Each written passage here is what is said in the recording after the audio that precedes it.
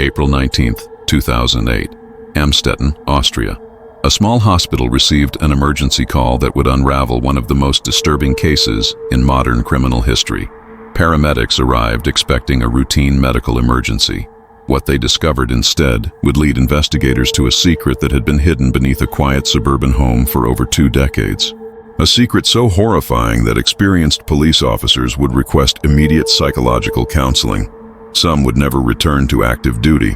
What was found 8 meters underground, behind a reinforced concrete door disguised as a bookshelf, defied comprehension. The evidence collected from that location would fill investigators with a level of horror they had never experienced in their entire careers. This is a case that forced an entire nation to ask one question: how did no one know? This is the Amstetten case, and this is its story. Welcome to Detective James. This channel is dedicated to exploring real crimes with respect for the victims and their families.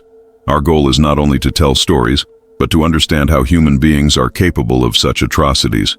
If you appreciate deep and truthful investigative content, subscribe to the channel and hit the notification bell. This video contains descriptions of captivity and psychological abuse. If you are sensitive to this type of content, this may not be the video for you. For those who stay, prepare yourself to learn about one of the darkest cases ever documented. Austria, a landlocked country in Central Europe known for its mountain villages, Baroque architecture, and imperial history. Amstetten is a town of roughly 23,000 people located in Lower Austria, about 90 miles west of Vienna. It's the kind of place where everyone knows their neighbors, where families have lived for generations. A place defined by routine, predictability, and trust. The streets are quiet. Children play in parks. People greet each other at the local market. It's a community where unusual behavior stands out, which makes what happened here all the more incomprehensible. This is the kind of town where people feel safe, where doors are sometimes left unlocked, where neighbors watch out for each other. It's peaceful, unremarkable, and exactly the kind of place where you'd never expect something truly evil to be hiding. The house at 40 Ibstrasse sat on a quiet residential street. From the outside, it looked completely ordinary. A typical 2-story family home with a small garden and a basement. The kind of house you'd pass without a second glance. Fresh paint, maintained lawn, nothing that would draw attention. The man who lived there was known to his neighbors as a respectable retired electrical engineer. A family man, someone who had lived in the area his entire life. He was seen at local shops, attended community events occasionally, and maintained his property. To everyone who knew him, he was unremarkable, perhaps a bit strict, maybe somewhat private, but nothing that raised any alarms. Some neighbors described him as old-fashioned, traditional, set in his ways. But these qualities weren't unusual for a man of his generation. His name was Josef Fritzl. Born in 1935, Josef grew up in Austria during World War II. His childhood was reportedly difficult, marked by a domineering mother and an absent father who died in the war. He married his wife Rosemary in 1956 when he was 21 years old. Together they raised a family in the house on Ibstrasse. To the outside world, they appeared to be a traditional family. Josef worked steadily as an electrical engineer for decades, eventually retiring with a pension. He was described by acquaintances as strict, controlling, authoritarian even, but not unusual for a man of his generation. Many people in the community had known him for decades. He was part of the fabric of daily life in Amstetten. He voted in local elections. He paid his taxes. He followed the rules, at least the ones people could see. But behind closed doors, Josef Fritzl was something else entirely. What no one in that quiet town could have imagined was that beneath their feet, literally underground, one of the most prolonged and systematic cases of captivity in modern history was taking place, and it would continue, completely undetected, for 24 years. In 1984, a young woman from the Fritzl household suddenly disappeared. One day she was there, the next she was gone without a trace. Josef told his wife Rosemary and the rest of the family that she had run away to join a religious cult. It was a shocking claim, but Josef seemed absolutely certain. He even produced letters supposedly written by her, claiming she was fine, but didn't want contact with the family. The letters arrived periodically over the months and years that followed, always with the same message. She was safe. She was happy in her new life. She didn't want to come home. She asked not to be searched for. Rosemary was devastated. The loss of a family member, even an adult who had chosen to leave, is unimaginable for any parent. But she believed her husband. She had no reason not to. They had been married for nearly 3 decades. He was the father of her children. Why would he lie about something so serious? The local authorities were informed of the disappearance. A missing person report was filed with the police. Officers reviewed the letters Josef provided as evidence. With no sign of foul play, no indication of danger, and what appeared to be voluntary communication from the missing woman stating she did not want to be found, the case eventually went cold. It became one of thousands of missing person cases across Europe where an adult had seemingly chosen to leave their family behind and start a new life. It was sad, certainly tragic for the family, but not criminal. There was no evidence of kidnapping, no ransom demands, no signs of struggle, just a young woman who, according to her own written words, had chosen to walk away. Investigators moved on to other cases where foul play was suspected. The file was archived, and life in Amstetten continued as it always had. No one suspected the truth. No one knew that she had never left the house. No one could have imagined what Josef had actually done. The reality was far darker than anyone could have conceived. What Josef had done was almost unthinkable. He had lured a family member into the basement of their home under a false pretense. He told her he needed help carrying something heavy, installing a door, moving furniture, something simple and ordinary that required an extra pair of hands. She had helped him with household projects before. There was no reason to suspect anything unusual. Once she was inside the basement, he used an ether-soaked cloth to render her unconscious and locked her in a hidden cellar he had been secretly constructing for months. The entrance was concealed behind heavy shelving units that looked like permanent fixtures of the basement. The door itself was reinforced steel, secured with an electronic locking system that only Josef could operate. He had designed and installed it himself, using his professional skills as an electrical engineer to create a mechanism that was virtually impossible to breach without the correct code. 8 meters underground, beneath the very home where his wife and remaining family members lived their daily lives, Josef Fritzl had created a prison. The space consisted of several small interconnected rooms, accessible only through a series of locked doors. The walls were concrete, thick, soundproof. The ceilings were low, barely tall enough for an adult to stand upright. There were no windows. No natural light penetrated those rooms. No fresh air circulated. It was a tomb for the living, a place designed to be invisible to the world above, and for the next 24 years a human being remained trapped there. 24 years. To put that in perspective, that's longer than many people spend in their entire childhood and adolescence combined. It's a quarter of a century. It's enough time for the world to change completely. When the captivity began, the Soviet Union still existed. Personal computers were rare. The internet didn't exist for ordinary people. By the time it ended, the world had smartphones, social media, and global connectivity. Technology advanced. Political systems shifted. Entire generations grew up. Wars were fought and ended. And through it all, through every single day of those 24 years, someone remained underground, cut off from everything and everyone. During those years, Josef maintained complete and total control.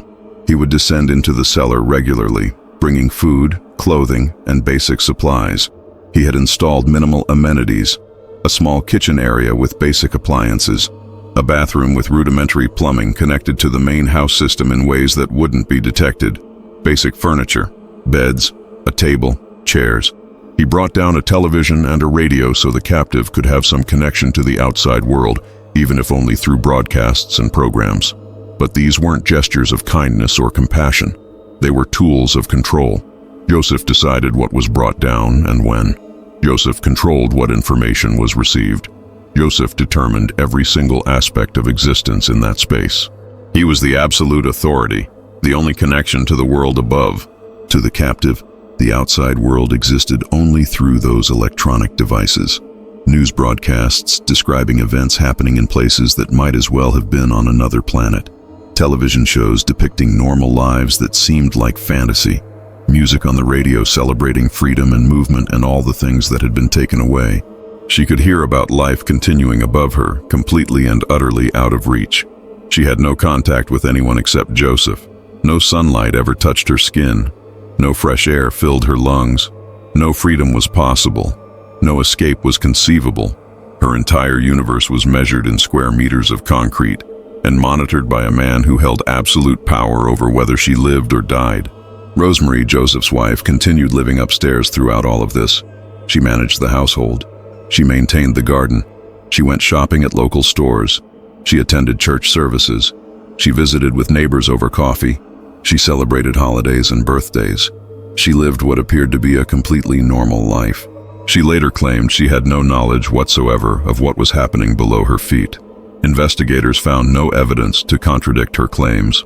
No indication that she had ever been in the concealed cellar. No witnesses who had seen her involved in any way. No physical evidence linking her to the crimes.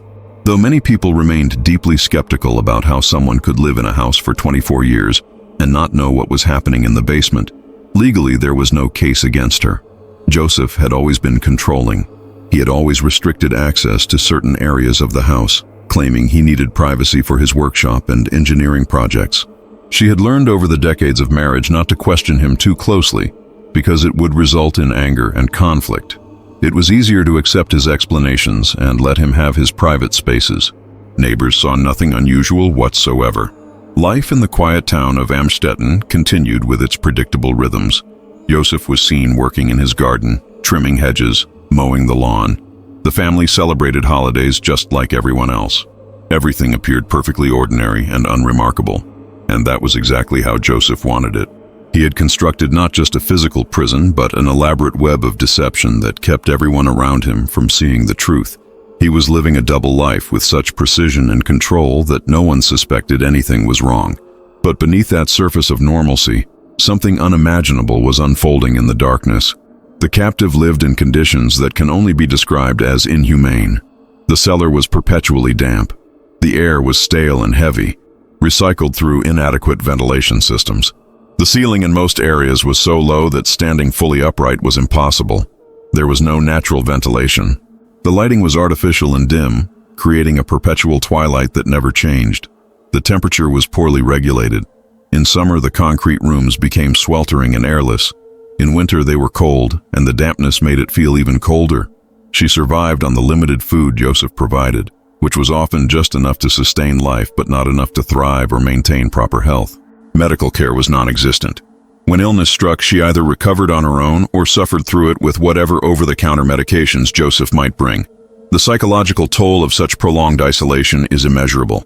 Imagine spending your entire existence in a space smaller than most studio apartments, never feeling rain on your face, never seeing stars, never having a genuine conversation with another human being who saw you as a person rather than a possession. Over the years, the situation in the cellar became more complex.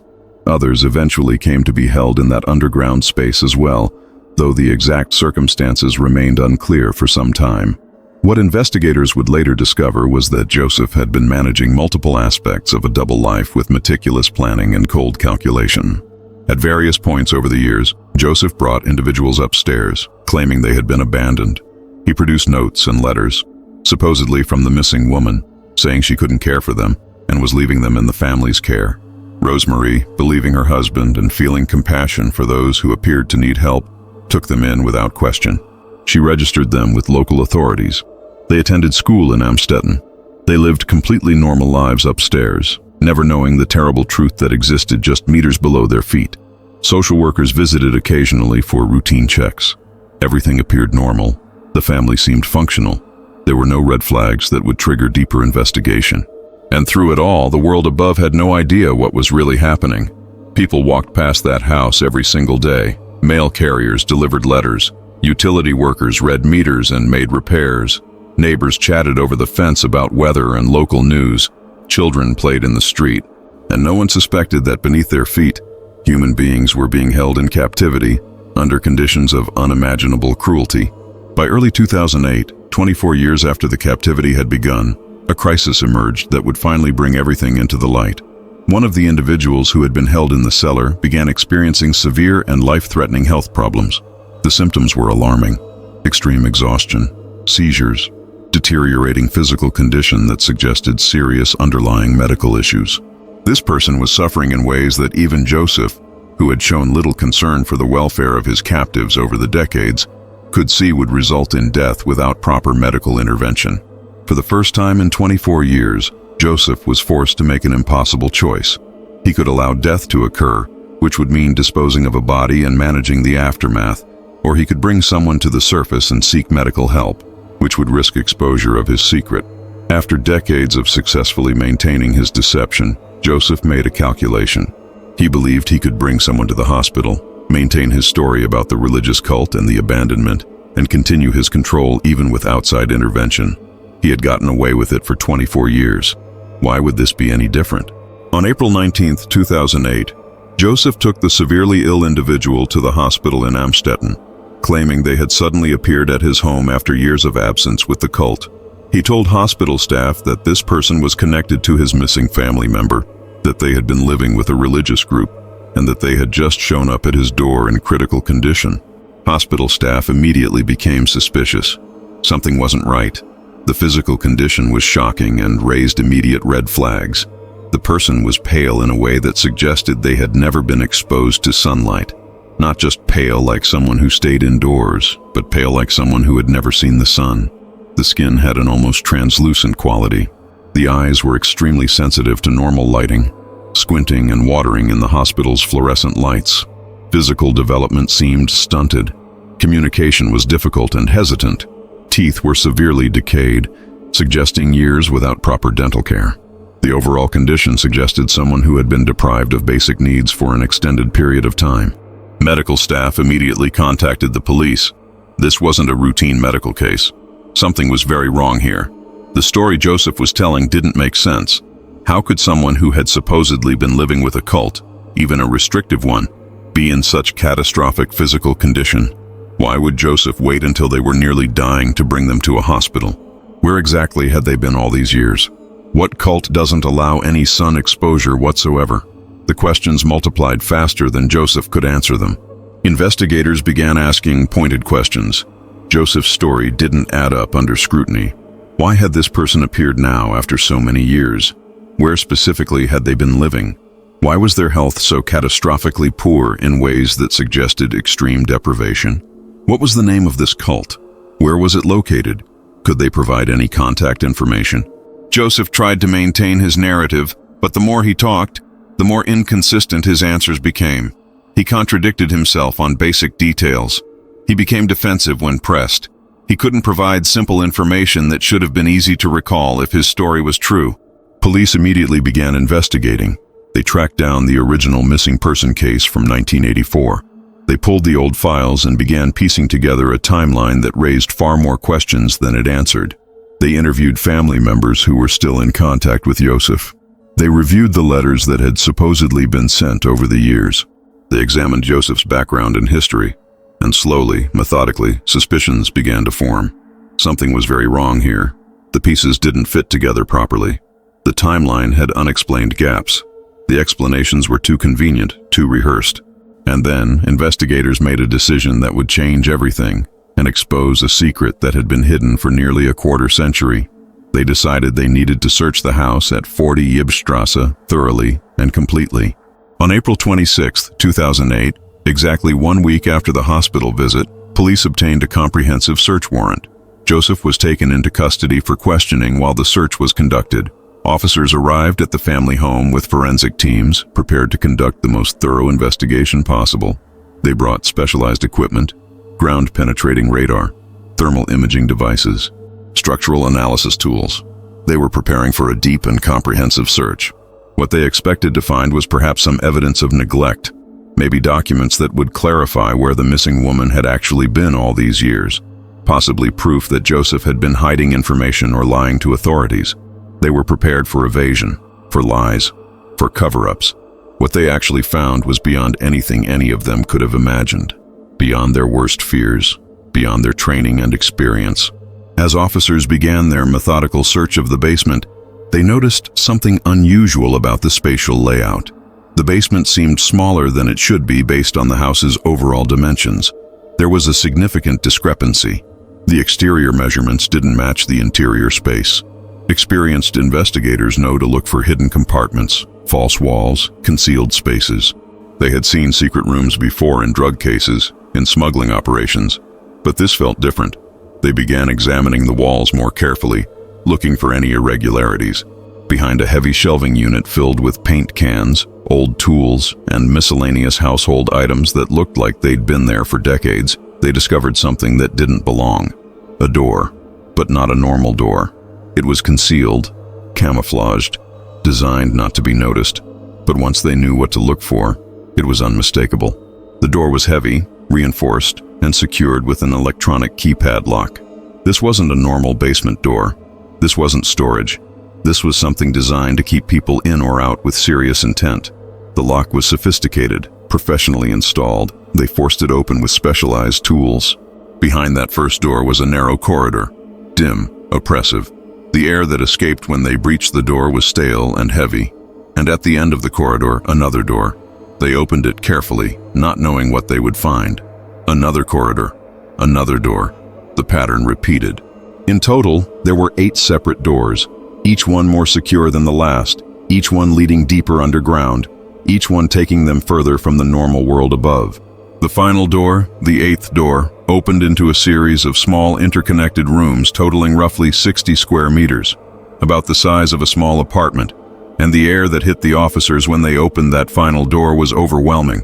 Stale, thick, difficult to breathe, the smell of confined spaces, of poor ventilation, of lives lived without fresh air. And inside those rooms, investigators found people, living human beings who had been trapped in that underground space. They were pale beyond anything the officers had ever seen. Not just pale, but almost luminescent in their lack of pigmentation, malnourished, visibly traumatized. They squinted and shielded their eyes from the officers' flashlights, even though the lights weren't particularly bright. They seemed confused, frightened, uncertain of what was happening. They had the appearance of people who had been deprived of sunlight and proper nutrition for years. The police officers who first entered that space, experienced professionals who had seen terrible things in their careers, were absolutely stunned. Several later described it as the most disturbing scene they had ever witnessed in their entire time in law enforcement. Some had been police officers for 20, even 30 years. They had worked homicides. They had investigated violent crimes. They had seen death and suffering. But this was different. This was prolonged, systematic cruelty on a scale they hadn't imagined possible. The air in the cellar was thick and oppressive, making it hard to breathe even for the officers who had just entered. The walls were lined with moisture and showed signs of mold growth. The ceilings were so low that grown adults couldn't stand fully upright without hunching. The conditions were claustrophobic, oppressive, designed to break the human spirit. There were small beds, thin mattresses on basic frames, a makeshift kitchen area with minimal appliances, a tiny bathroom with basic fixtures, a television that had been showing the news when they arrived. Evidence of lives lived entirely underground for years, perhaps decades. Several officers immediately requested psychological support. They needed to talk to someone professionally about what they had just seen. The images would stay with them, the smell of that place, the sight of human beings who had been kept like prisoners in their own private hell. Some later admitted they had nightmares for months afterward, dreams of being trapped underground, of concrete closing in, of lives stolen. A few officers took extended leave after this case. Some never returned to active fieldwork. The trauma of discovering that cellar, of seeing what one human being had done to others, stayed with them permanently. As investigators began the painstaking process of documenting and processing the scene, the full scope of what Josef Fritzl had done became horrifyingly clear. For 24 years, he had held people captive in a purpose-built underground prison. He had controlled every single aspect of their existence. He had denied them freedom, light, medical care, and contact with the outside world. He had created a hidden realm of suffering directly beneath a normal family home in a quiet Austrian town. And he had maintained this double life with such precision that no one had suspected for nearly a quarter of a century. The evidence recovered from the cellar was extensive and heartbreaking. Investigators found journals where the primary captive had documented years of her life in careful detail. Entries describing daily routines, feelings, hopes, fears, the psychological toll of isolation, clothing in various sizes showing the passage of time, homemade items crafted from whatever limited materials were available, books that had been read hundreds of times, their pages worn from repeated handling, a calendar where days had been marked off, one by one, for 24 years, evidence of lives lived in desperate hope that someday, somehow, freedom would come. They documented everything with meticulous care. Photographs from every angle, measurements of every room, air quality tests showing dangerous levels of carbon dioxide and lack of oxygen, structural analysis of the doors and locking mechanisms, interviews with the survivors conducted by specially trained trauma counselors. The case files would eventually span thousands of pages and fill entire storage rooms. Josef Fritzl was immediately taken into custody and placed under intensive interrogation by experienced investigators. Initially, he denied everything. He claimed the people in the cellar had been there voluntarily. He insisted he had been protecting them from the outside world. He tried to maintain that his missing family member had been psychologically unstable and needed to be confined for her own safety and the safety of others. He spun elaborate justifications and explanations, but faced with overwhelming physical evidence, with the testimony of the survivors, with forensic proof that contradicted every word he said, his lies eventually crumbled. The evidence was irrefutable. The door mechanisms had his fingerprints. The construction materials could be traced to purchases he had made over the years. The survivors identified him as their captor. There was no way out, and eventually Josef confessed. He admitted to the kidnapping that had occurred in 1984. He admitted to the 24 years of captivity that followed. He described the construction of the cellar in detail, explaining how he had planned it for months before actually imprisoning anyone. He had obtained building permits under false pretenses, claiming he was building a nuclear fallout shelter, which wasn't unusual in Austria during the Cold War era. He explained his routine over the decades, how he would descend into the cellar regularly with supplies, how he maintained control through fear and isolation, how he managed to keep it secret for so long through careful planning and deception. And throughout his confession, he showed no remorse, no empathy, no recognition of the suffering he had caused, no acknowledgement that what he had done was monstrous. In his mind, he had been in control of his own property and his own family. He had made decisions that he felt entitled to make. He had done what he wanted, and the impact on others simply didn't register for him as important or relevant. He spoke about his crimes as if discussing a complicated construction project, factual, detailed, emotionless, clinical. When investigators asked him how he could do such things to human beings, how he could inflict such suffering for so many years, he responded with disturbing simplicity. It had been his right, he claimed. His house, his family, his decisions to make. He saw nothing wrong with what he had done. Even sitting in a police interrogation room, facing the worst charges imaginable, he maintained that he had been within his rights. The complete absence of empathy was chilling.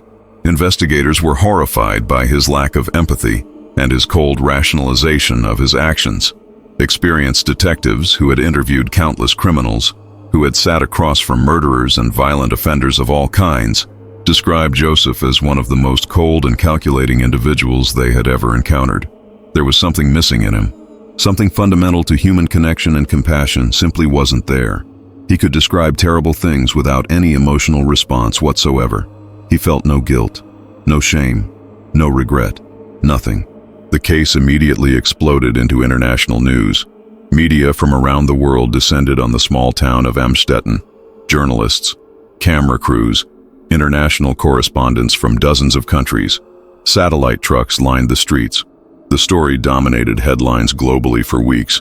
It was on the front page of every major newspaper, the lead story on every news broadcast. People around the world struggled to comprehend how something like this could happen in a modern, developed, supposedly civilized nation. How could a man keep people imprisoned for over 2 decades without anyone noticing? How could this happen in Europe, in Austria, in a quiet town where everyone knew everyone? Austria as a nation was forced to confront uncomfortable questions. Questions about social systems, about community responsibility, about the assumptions people make. The case became a national trauma, a moment of collective reckoning with the reality that terrible evil can exist hidden in plain sight. The survivors were immediately taken to a secure medical facility where they began receiving comprehensive treatment. This was an incredibly delicate process, requiring specialists from multiple fields. The individuals who had lived their entire existence underground had never experienced the outside world in any meaningful way. Sunlight was physically painful to their eyes, which had adapted to dim artificial light. They needed special tinted glasses just to be outside. Fresh air felt strange and overwhelming. Open spaces were terrifying and disorienting. Simple activities that most people take completely for granted, like walking on grass, feeling wind, seeing the sky, hearing birds, were completely new and sometimes frightening experiences. Doctors noted that the long-term captives had extremely pale skin, almost translucent, because their bodies had never produced melanin in response to sunlight. They had severely underdeveloped muscles from years in cramped conditions where they couldn't move freely or exercise properly. Vitamin D deficiencies were extreme. Dental problems from poor nutrition and lack of care were extensive and required major intervention. Their immune systems were weakened from years in the controlled environment of the cellar. Their bodies had adapted to survival in that specific environment, but at a terrible cost to their overall health. Psychologists and psychiatrists described their mental state as fragile, but showing remarkable resilience considering the circumstances. Despite everything, despite decades of captivity and abuse, they had survived. They had found ways to maintain their sense of self. They had held on to hope even when there seemed to be no reason to hope. The human capacity for resilience, even in the most terrible circumstances, was on full display. The primary captive, the woman who had been held since 1984, had somehow managed to maintain her humanity through 24 years of unimaginable conditions. Psychologists were amazed by her strength. She had created small routines and rituals to maintain a sense of normalcy. She had found ways to mark the passage of time and celebrate small victories. She had maintained hope for freedom even when it seemed impossible. Her psychological resilience became a subject of study for trauma specialists trying to understand how human beings survive prolonged captivity. Rosemarie, Josef's wife, was questioned extensively by investigators over many days. She maintained consistently that she had absolutely no knowledge of the cellar or what was happening beneath her home. She claimed that Josef had always been controlling and secretive, that he had forbidden her from entering certain areas, including parts of the basement, that she had learned over their decades of marriage not to question him too closely because it would result in anger, verbal abuse, and conflict. It was easier and safer to accept his explanations and let him have his private spaces. Investigators conducted a thorough investigation of Rosemarie herself. They searched for any evidence that she had been involved or aware. They interviewed neighbors and family members. They examined her movements and activities over the years. They found no evidence whatsoever to contradict her claims. No indication that she had ever been in the concealed cellar. No witnesses who had seen her involved in any way. No physical evidence linking her to the crimes. No financial records suggesting she had purchased supplies for multiple people. Nothing. Legally, there was no case against her, though many people remained deeply skeptical. Though public opinion was often harsh, the evidence simply didn't support charging her with any crime. She later divorced Josef through legal proceedings and changed her name, trying to rebuild some kind of life separate from the horror and the international attention. Josef Fritzl was charged with multiple serious crimes under Austrian law: deprivation of liberty, coercion, enslavement, rape, incest. And because of a death that had occurred in the cellar due to medical neglect, he was also charged with murder. The legal case was extraordinarily complex because the duration and nature of the crimes were essentially unprecedented in Austrian legal history. Prosecutors had to carefully construct charges that reflected the full scope of what had happened over 24 years. The trial began in March 2009 in the town of St. Pölten. Due to the extreme nature of the case and to protect the privacy and dignity of the survivors, the proceedings were partially closed to the public and media. Video testimony from the survivors was presented to the court in closed session.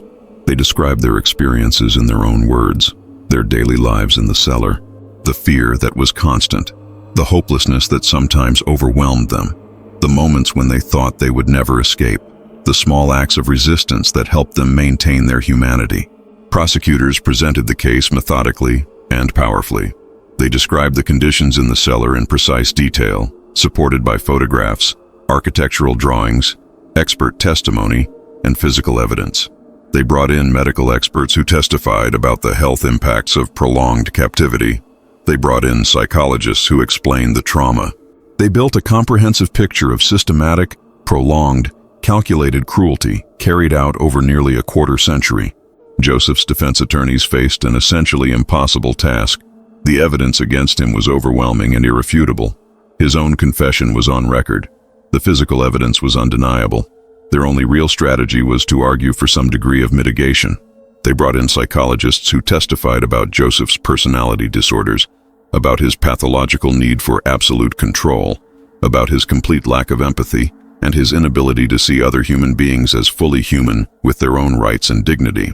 The defense argued that Josef suffered from serious psychological disorders stemming from his difficult childhood.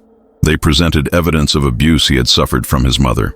They tried to create some context for his actions, though they couldn't and didn't try to justify them.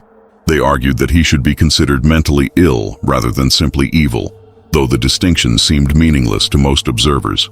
The prosecution countered powerfully that Josef was fully aware of his actions at all times and fully capable of understanding right from wrong. He had planned the construction of the cellar methodically over months. He had obtained building permits under false pretenses, which required forethought and deception. He had purchased materials carefully to avoid suspicion. He had designed elaborate locking mechanisms using his professional engineering skills. He had maintained the deception for 24 years, carefully managing every detail, crafting false letters, creating elaborate cover stories. This level of planning and execution required full mental capacity. He had controlled every detail with precision and calculation. He had gone to work. He had maintained relationships. He had functioned normally in society while simultaneously operating an underground prison. This wasn't the result of impulsive behavior or diminished mental capacity. This was calculated, sustained, deliberate cruelty carried out by someone who knew exactly what he was doing and chose to do it anyway for 24 years. On March 19, 2009, after deliberation, Josef Fritzl was found guilty on all charges brought against him. The judge sentenced him to life imprisonment with psychiatric detention, emphasizing that this was one of the most severe and disturbing cases ever tried in Austrian courts. The court stated that the severity of the crimes, the extraordinary duration of the suffering inflicted, the number of victims, and the complete and utter disregard for human dignity warranted the maximum penalty available under Austrian law. Josef showed no visible emotion as the sentence was read. No remorse, no reaction, no recognition of what he had done or the lives he had destroyed. He sat quietly, expressionless, as if the proceedings had nothing to do with him. Even at the moment of his sentencing, he showed no empathy for his victims. He was transferred to a high-security psychiatric facility where he remains to this day, now in his late 80s. Under Austrian law, life imprisonment means he will remain incarcerated for the rest of his natural life. There is no possibility of parole, no possibility of release. He will die in prison, just as he forced others to live in a prison of his creation for 24 years. The impact of this case extended far beyond the courtroom and far beyond Austria. It became a global moment of reckoning. Nations around the world examined their own systems. How could something like this go undetected for so long? What systems failed? What assumptions were made? Austria specifically was forced to confront difficult questions about oversight and social services. How had this been possible? Investigations revealed that there had been a few minor interactions with authorities over the years. Josef had obtained building permits for basement renovations, though he had lied about the purpose and extent of the construction. Building inspectors had visited, but hadn't discovered the hidden cellar behind its concealment. There had been a few noise complaints from neighbors over the years, but nothing serious enough to trigger major investigation. Social workers had visited the home to check on the family members living upstairs and found everything apparently normal. There were no obvious red flags that would have triggered intensive intervention. Josef had been extraordinarily careful and calculating in maintaining his facade of normalcy. He paid his bills. He maintained his property. He was polite to neighbors. He followed most rules. He blended in perfectly. The case led to significant changes in how missing person cases are handled throughout Europe. New protocols were established for more thorough and sustained follow-up investigations. Better training was implemented for social workers and police to recognize potential signs of long-term abuse in captivity. There was increased emphasis on questioning inconsistencies even when surface explanations seemed plausible. Community awareness programs were created encouraging people to report concerns even if they seem minor or might be nothing. But perhaps most importantly, the case sparked a global conversation about hidden abuse, about the importance of paying attention to things that don't quite add up, about questioning our assumptions, about the reality that terrible things can happen behind closed doors in the most ordinary-looking places, about the fact that evil doesn't always announce itself with obvious signs. The survivors, now free, have worked incredibly hard to rebuild their lives from nothing. Their identities have been legally protected under Austrian privacy laws. They cannot be named or photographed without explicit consent. They have received ongoing comprehensive psychological support and medical care. According to limited reports that have emerged over the years, always respecting their privacy, they have shown truly remarkable resilience. They have learned to navigate a world that was completely foreign to some of them. The individuals who had never left the cellar have had to learn absolutely everything: how to cross a street safely, how to shop in a store, how to interact with strangers, how to handle the overwhelming sensory input of normal daily life. Simple things that most people learn as children, they had to learn as adults. The primary captive, the woman who was held from 1984 until 2008, has spoken very occasionally through legal representatives over the years, always maintaining strict privacy. She has expressed a strong desire to live quietly away from public attention and media scrutiny. She has asked that people remember her not primarily as a victim defined by what was done to her, but as a survivor who endured and overcame. She has stated through representatives that despite everything, despite the horror and suffering of those 24 years, she found ways to maintain hope and humanity. She describes finding strength in small acts of resistance, in maintaining routines, in refusing to let her captor destroy her spirit even though he controlled everything else, in holding on to the belief that someday, somehow, she would be free. Her story is ultimately not one of victimhood but of extraordinary resilience. She survived conditions that would have broken many people. She maintained her sense of self through decades of isolation and abuse. And when freedom finally came, she found the courage to step into an unfamiliar world and begin rebuilding a life. The house at 40 Ibstrasse no longer exists. It was demolished completely, and the entire site has been redeveloped. There is nothing there now to indicate what once happened in that location. The town of Amstetten has worked hard to move forward and reclaim its identity, though the shadow of what happened there will likely never fully disappear from its history. For years after the case became public, the town was synonymous with this horror. Tourism dropped dramatically. Property values fell. Young people moved away to escape the association. It has taken time and conscious effort for the community to rebuild and create new narratives about who they are beyond this one terrible case. In the years since 2008, the case has been extensively studied by experts in criminology, psychology, law, and sociology from around the world.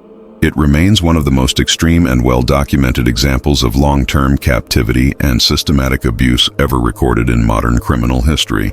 Academic papers and studies have analyzed every aspect: the psychology of the perpetrator, the resilience mechanisms of the survivors, the societal factors that allowed it to continue undetected. The case appears in textbooks used to train law enforcement officers, social workers, psychologists, and mental health professionals worldwide. It serves as a permanent and stark reminder that evil can exist in the most ordinary seeming places, that it can be hidden in plain sight, protected by routine and trust, and the simple fact that people generally don't want to believe such things are possible. We want to believe that our communities are safe, that our neighbors are decent, that terrible things happen elsewhere, to other people, in obviously dangerous situations. The Fritzl case shattered those comfortable assumptions for an entire generation. The case forces all of us to ask difficult and uncomfortable questions. It challenges us to pay closer attention to things that seem slightly off, even when we can't quite articulate why. It reminds us to trust our instincts when something feels wrong, even if we can't prove it. It teaches us that the most dangerous predators are often those who have learned to blend in seamlessly, to appear normal and unremarkable, to hide in plain sight among us. But the case also teaches us something profound about human resilience, about the capacity to survive unimaginable circumstances, about the power of hope even in the darkest situations, about the strength it takes to rebuild after everything has been taken from you. The survivors demonstrated that human beings can endure what seems unendurable and still find a way forward into light and life. They showed that even after decades of captivity, even after systematic attempts to break their spirits, even after being treated as less than human, people can reclaim their humanity and their lives. They proved that resilience is real, that recovery, while difficult and ongoing, is possible, that the human spirit has reserves of strength that emerge even in the worst circumstances. The survivors of the Amstetten case continue to live private lives, far from public attention and media scrutiny. They deserve peace, dignity, privacy, and the space to heal on their own terms and their own timeline. Their story is not defined by what was done to them, but by their courage in surviving and their strength in moving beyond it. They are more than victims. They are survivors in the truest and most powerful sense of the word.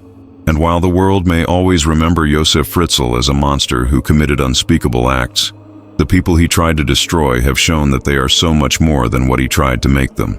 They are proof that even the most terrible evil cannot ultimately destroy the human capacity for hope, for resilience, and for reclaiming life and freedom. Thank you to everyone who watched this video. I hope this story mattered to you and gave you something important to reflect on. If you'd like to support the channel and help me keep creating content, please like the video, leave a comment, share it, and subscribe. Your support truly means a lot, and I genuinely appreciate every single person who helps keep these stories alive.